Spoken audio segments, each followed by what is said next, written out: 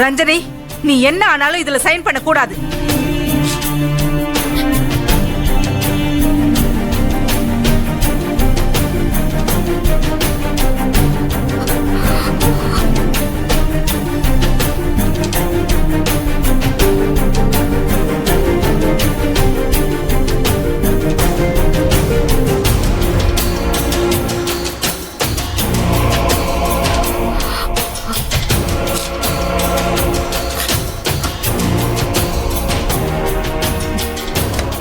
ரஞ்சனி, நான் சொன்னா கேளு.